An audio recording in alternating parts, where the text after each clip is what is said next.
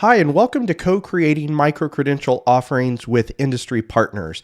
I'm Bucky Dodd, and I'm going to be our guide as we go through exploring this topic of how we create micro-credentials in a collaborative way, particularly in working with education to industry partnerships and collaborations.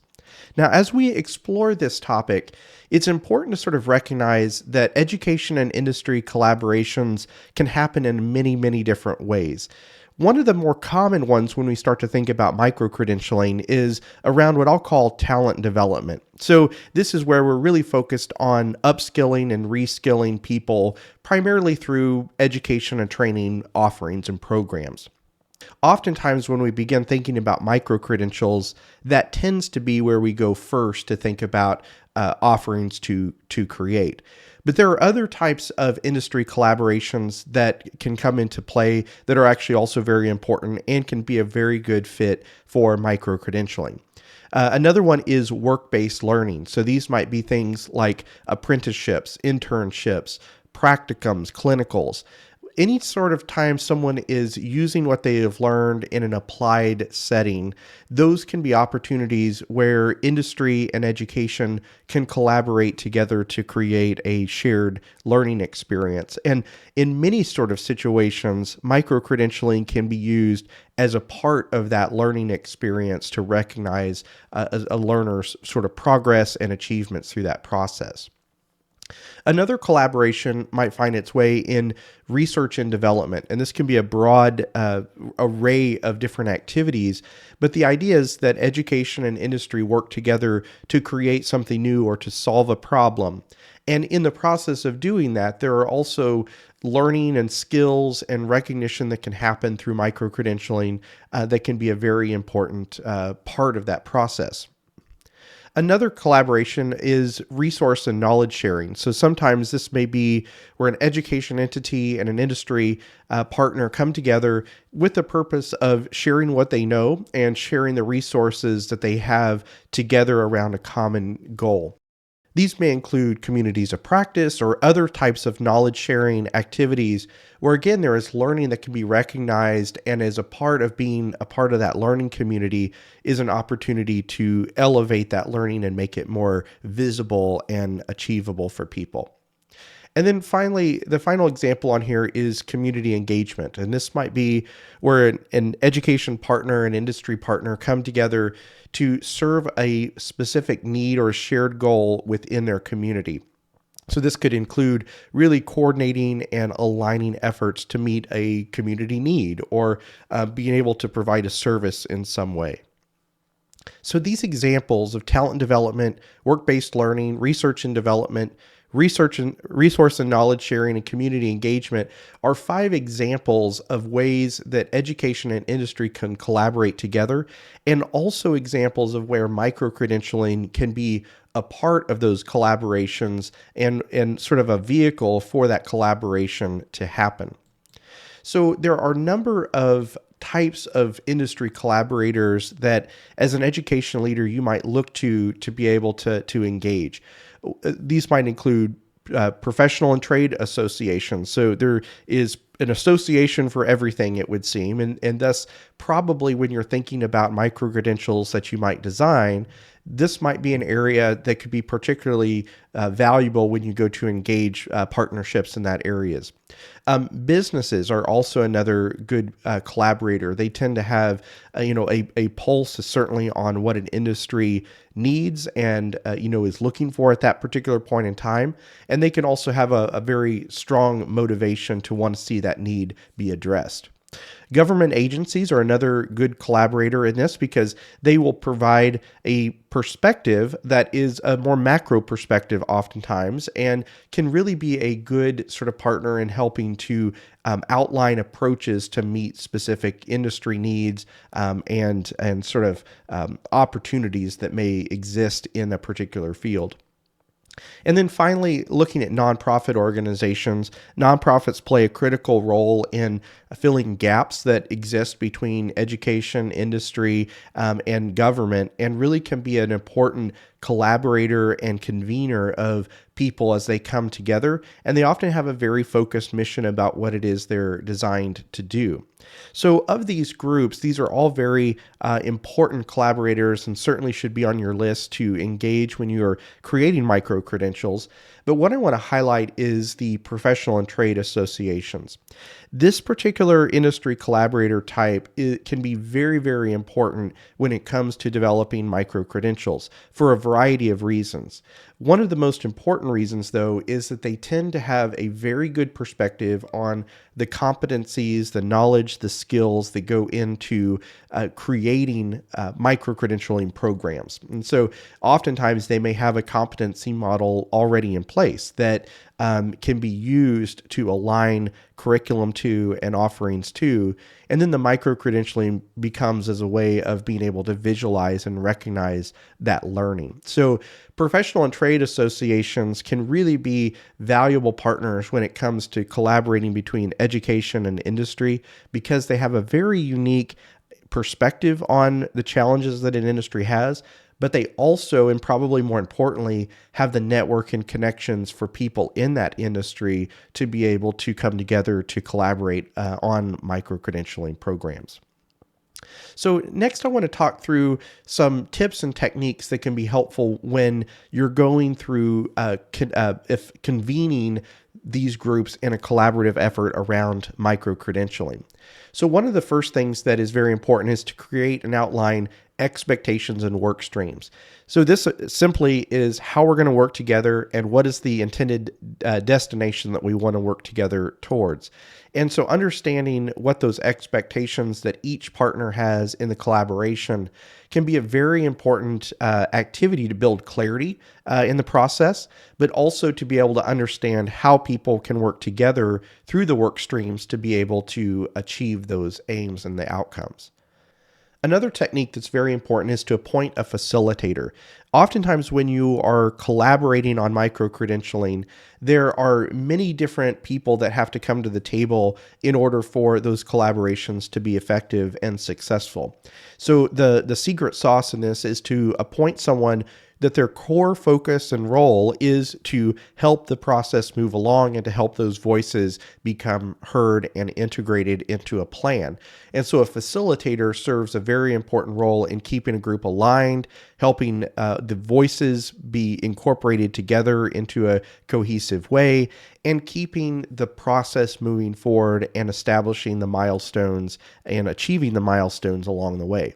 The group is still responsible for doing the work, for contributing, for building the micro-credential and making the decisions there, but the facilitator really is that neutral voice to be able to guide the group along through that process.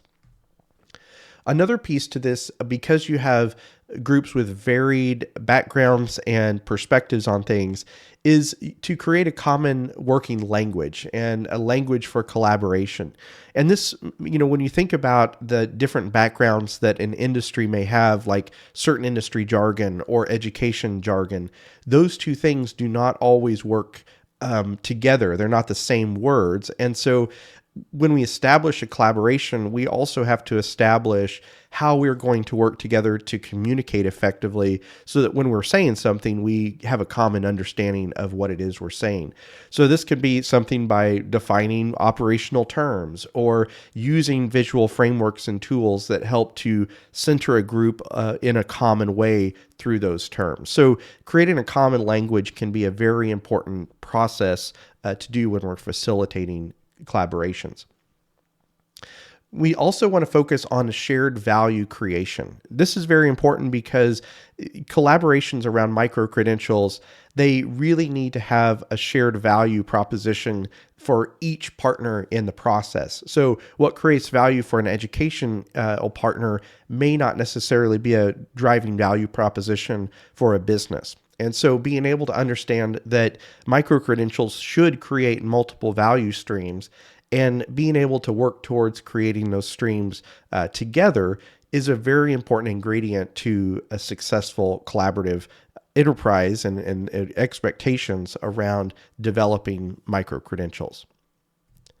The other component that is very important when we're collaborating is to developing a business model for the micro-credential. Just creating the curriculum plan and the instructional materials and even offering the program is important, but it's not enough. There needs to be a sustainable business model and business plan that offering is built upon, so that it is sustainable and it achieves the financial and the operational aspects that it is intended to achieve as well. So that business model plays a very important role in ensuring that whatever we create delivers on the outcomes that we need it to deliver on. The other thing to remember is that the process really should be a co-design process, and it needs to involve the key players that represent the core challenges that we're trying to solve. So co-designing is really an activity where we recognize that not one person or even two people are developing the micro-credential, but it involves working together across varied backgrounds and experiences and perspectives to create something better than what an individual or even a couple of people could create on their own. And so that takes a very unique perspective and approach to doing this, but through it, and particularly because of what micro-credentials are designed to do, really helps to elevate and strengthen the value proposition of micro-credentials. We also need to be mindful of the boundaries of the projects we're creating. So sometimes you might hear terms like scope creep, or that the process of creating micro-credentials, you invite people into that process because they are creative. They bring an excitement and energy and idea to what we want to create. What that also means, though, is that they may be energized to build outside of the boundaries of the core challenge that we're trying to solve. So helping to ensure the group stays aligned and understanding where the boundaries are of the challenge to be solved is a very important process to ensure that the collaborative work continues to move forward in a focused and value-driven way. So knowing the boundaries of the micro-credential are very important, and knowing where it's important to maybe create a different micro-credential that is synergistic of the original one, but is distinct and different as well. So those are important characteristics there. The final thing I want to touch on here is focusing on creating long-range collaborations.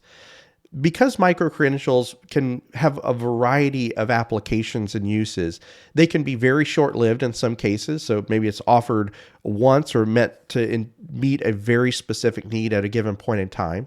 Or they can be long-lived and they have a long-range sort of value creation opportunity there.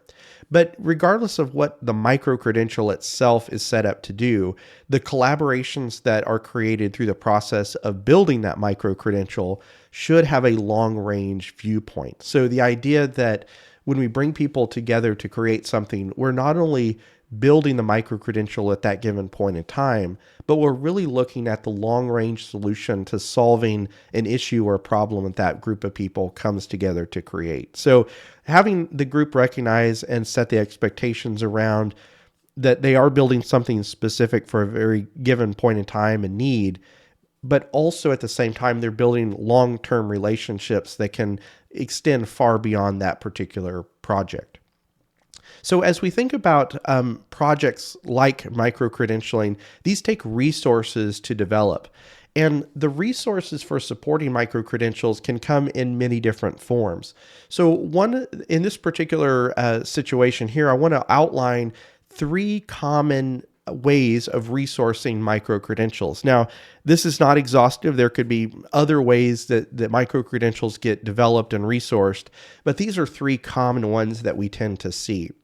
So the first one is grants. So grants are really important in terms of developing micro-credentials because they can provide upfront funding to develop collaborations, to be able to sort of get the program started. But one of the considerations when grants are involved when creating a micro-credential is that funding has a specific kind of endpoint. So it can be tempting to sort of say, we've got the resources we need to build the project without thinking about the sustainability model that comes in behind that as well. So being able to have a grant is a great thing to create a micro-credential. We also want to think about ways to use that grant to establish the sustainability model, whatever that might look like for that particular project, so that it can continue and create value for the time it needs to do that. Another resourcing vehicle can be purchases and contracts. So these are more of a transactional type of arrangement where we have a group that is saying we will fund the development of a micro-credential for a particular reason. And so this can be an important way of getting a micro-credential started. The positive of it is it tends to be very focused on a particular need at a given point in time. So that clarity can be very good in terms of establishing the boundaries of the micro-credential. The downside of this sort of arrangement is it does tend to be more transactional. And so we're going to create a program for a given need. But we may not necessarily think about what that need looks like over the long term.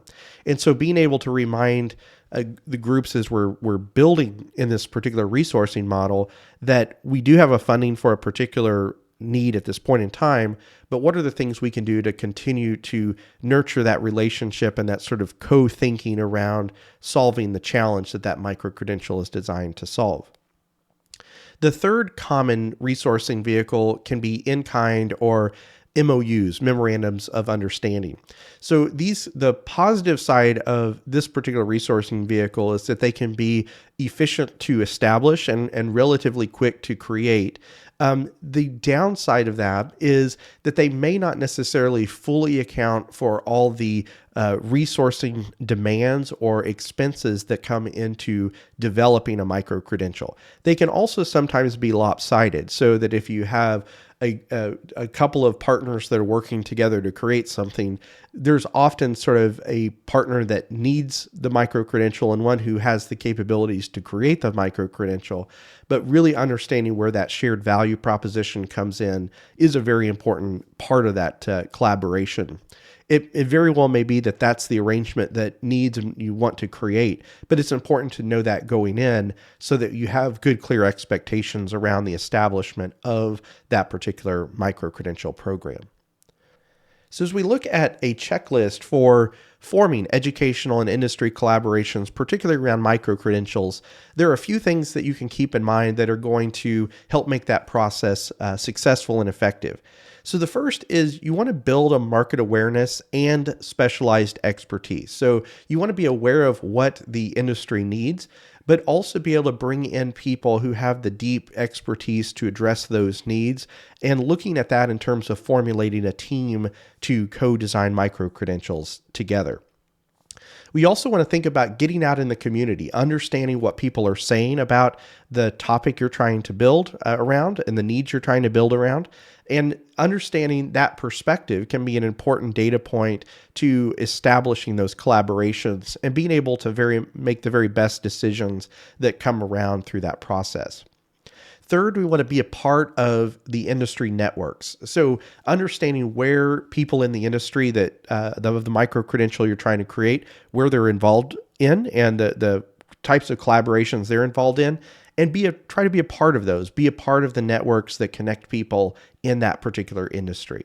You also want to energize your network. You have a lot of connections that can be helpful in providing a perspective or additional viewpoint into the creation of micro-credentials, and being able to leverage that is a very important resource in this as well. And then the final checklist item to look at is establishing and leveraging advisory boards. So there may be existing advisory boards that you can connect to, or maybe there needs to be an advisory board established for this particular micro-credential need. And therefore you can be able to get a perspective from people who are in the industry with a very focused goal of advising what the creation of a micro-credential might look like there. So as we get started in the co-design process, one of the first and probably more important activities that a group can do is to understand the learners that are going to be involved with it. Now, your micro-credential may have a number of different learner groups that you are trying to engage. So for the purposes of this exercise, these are called personas. They're learner personas. And in order to really build the very best micro-credential, we want to understand what their characteristics are and how we can really engage and create a program that meets their needs. This often happens before we define what the objectives are even, or what the what the design sort of mechanics of the micro-credential might be. So building a persona and creating personas for who learners are is a very important step in that process. So this canvas that we have shown here is a visual framework for creating personas. So at the center, we have the persona group name, and then around the sides, we have the goals that they have. So this is done from their perspective and point of view. So the goals that persona would have, the challenges that they have, maybe prior experiences that they bring with them, and motivations that they may have to want to engage in the micro-credential program. So as we look further at this persona canvas, there are a few questions that can be helpful in developing personas. So the core driving question around a persona is really who or what groups of people are affected by the idea, and in this case, the micro-credential that's being developed. So at the core, that's really the first question to identify who the persona groups are. And these can be developed and refined over time, but it's an important starting question for the work. We also want to think about what goals the personas have. So that question drives the answers to the goals that they bring with them. Looking at what challenges or pain points might be another way of framing that the persona has or experiences there.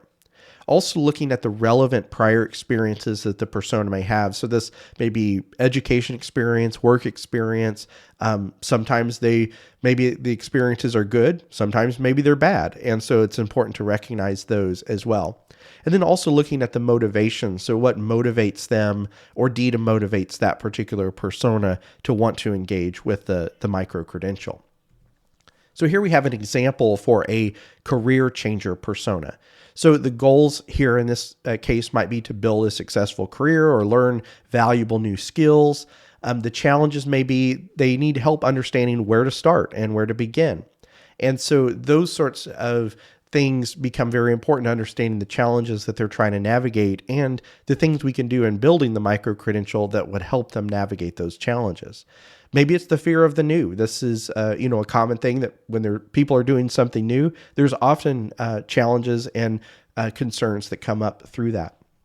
When we think about prior experiences, for a career changer, it may be that they have limited industry experience. So they're trying to onboard not only into a new job, but really to a new career. Or maybe from an educational point of view, maybe they started college but didn't finish the credential yet. And so that some college, no credential might be a prior experience that needs to be accounted for in the design. From a motivation standpoint, these could be intrinsic or extrinsic. So they might be to provide for their family, provide job security, maybe make more money. These are all sort of motivators that can be common motivators that are addressed through micro-credentialing efforts. So when we think about kind of a practice activity, I would encourage you to select a persona or personas for a micro-credential idea that you are interested in developing, and then using the persona design canvas to practice creating the personas. So these happen in iterations. You don't sit down and create a perfect one the first time, but it really happens through collaboration. And so once you do that, bringing people to the table to share and refine those personas with collaborators and seeking data around the validation of those personas can be a very important process. It helps us to validate assumptions, test assumptions, and refine our approach to those assumptions. When it comes time to start making choices and decisions about what we build into a micro-credential, the program planning canvas can be a very important tool to be able to organize those ideas and bring people and collaborators together around a common framework. So this canvas is separated in two sides. The left side deals with the features, if you will, and the components that describe the micro-credential. And then on the right side of the canvas, we're really looking at the composition of the competencies that go into the micro-credential. So when we think about the first kind of section here on the left side, section 1, the first part of this is really looking at the recognition of the micro-credential. So this could be a digital badge. It could be whatever a learner does that recognizes, or what a learner receives that recognizes that learning has occurred. You'll also see recognition of the personas that we talked about, so the target audiences. what value proposition should the micro-credential create for them. And so these would be, we want to see connection to some of those motivations and the value propositions for the individual learners. There should be an overlap or connection between those. We also want to think about the drivers. So why is the micro-credential needed, and is it important for people and for the industry to solve? And then finally, the solution is really, how is the micro-credential delivered to the audience? So these might be the delivery mechanism, or it could be the design features even that go into that. And so the questions here on the left side of the canvas give us a way of understanding what the micro-credential at a macro level should be. On the right side of the canvas, we're focused more on the competencies that go into designing the micro-credential itself. So at the center is the evidence of learning. So what do people create or do or show that demonstrate their proficiency of the micro-credential outcomes? And so that could be a demonstration, a presentation, an artifact they create. That evidence can be a lot of different things. And so to be able to bring that forward and really make it explicit about what people create and do is an important feature of the overall design process. So around that evidence, we want to define what people should know, the knowledge components, what people should be able to do, the skill components, the abilities, the innate capacities that they need to have to be able to create or develop that evidence of learning.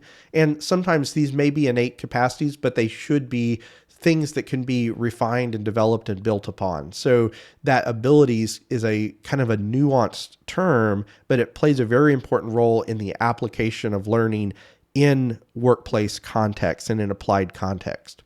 And then fourth, the attitude. So what attitudes do people need to have or develop in order for them to be successful, at performing that particular evidence of learning? So attitudes might be things like, we need to have an attitude of, safety first when we're performing certain skills in the workplace. That would be an example of recognizing the importance of safety as it applies to that situation.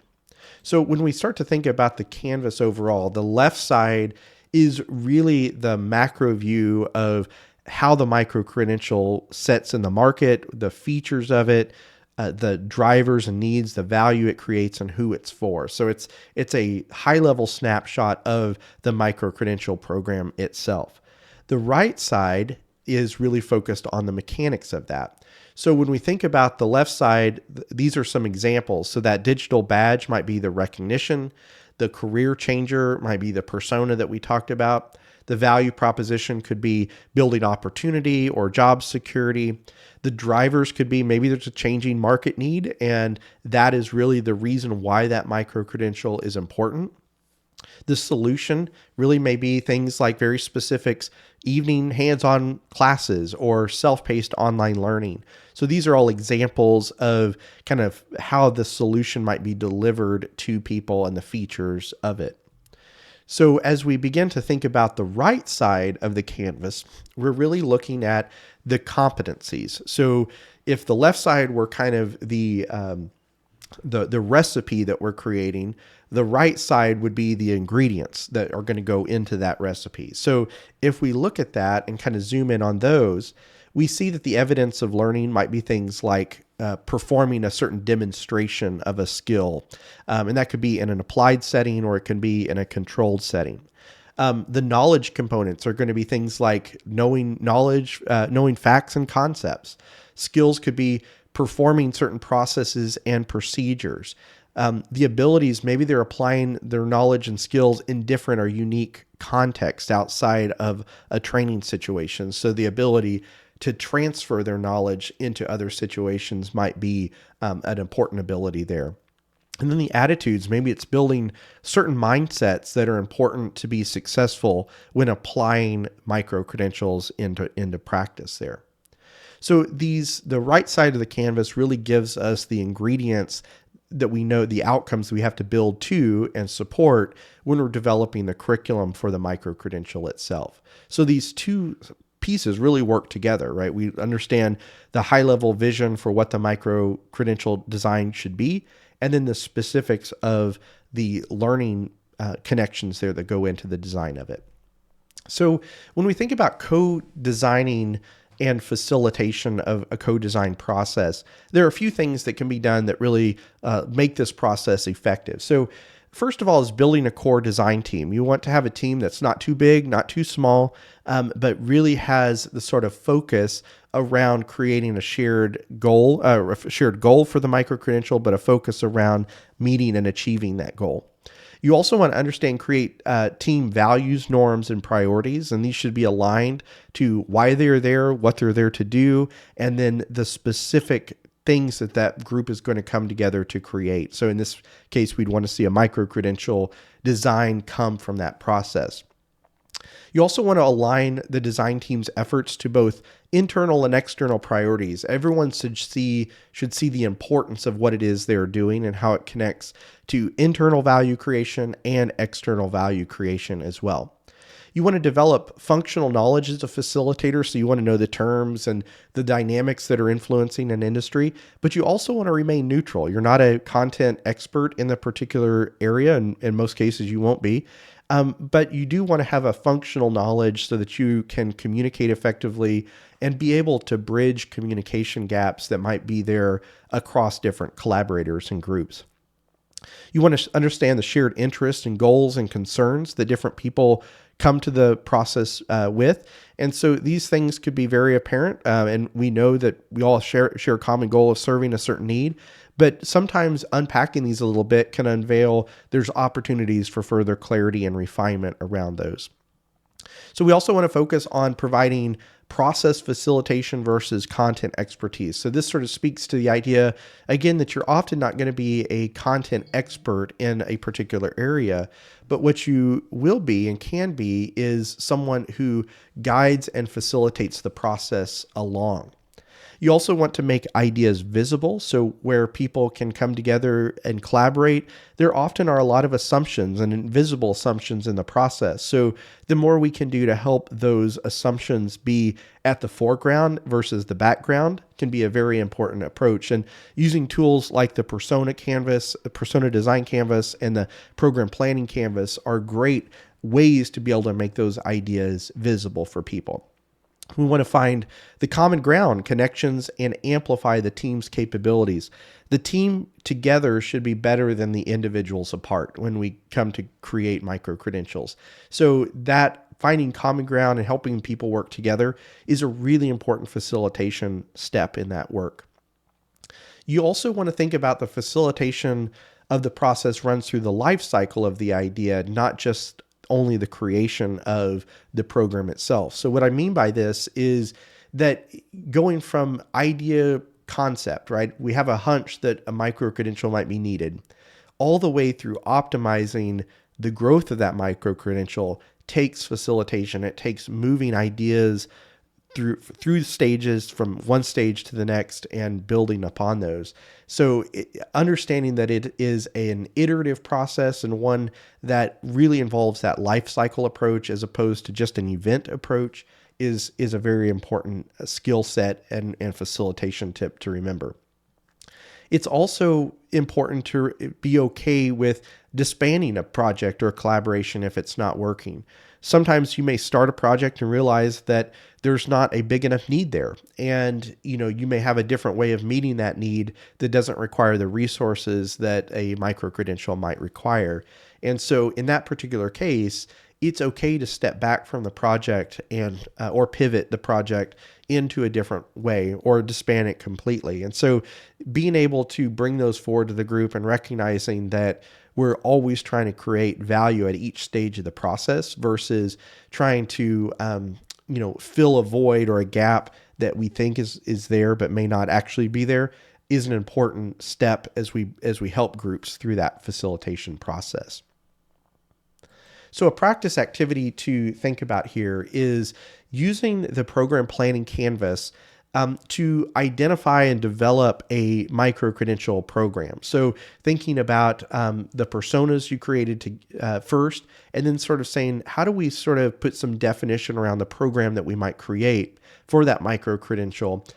You can do that using the program planning canvas. So I would encourage you to get the concept, the idea for a micro-credential, and then use the program planning canvas to work through and refine and develop that idea around. So it helps to make the idea visible, but it also allows an opportunity to invite others into the process. So once you've done that, share that program design with a variety of stakeholders. So you can collaboratively design that and then even open it up further to people that you might want to get feedback on. So just because a collaborative group comes together to create a micro-credential doesn't prevent you from getting feedback from other stakeholders. In fact, you should do that. So being able to invite that input into the process and then to incorporate that in the design is an important one to consider there. So once you do that, you get feedback from stakeholders. And then you get incorporating and refining the program plan on the canvas. So you can create a new version, add notes, and ultimately you refine that canvas to a point where it represents the collaborative group's ideas in the most effective ways. So in this lesson, we explored a number of dimensions around collaboratively and co-designing micro-credentials together. We looked at how micro-credential collaborations can be formed, supported, and some tools that will allow you to help guide groups through the process of creating a learner-focused, learner-aligned micro-credential, as well as making choices about the design features of micro-credentials themselves.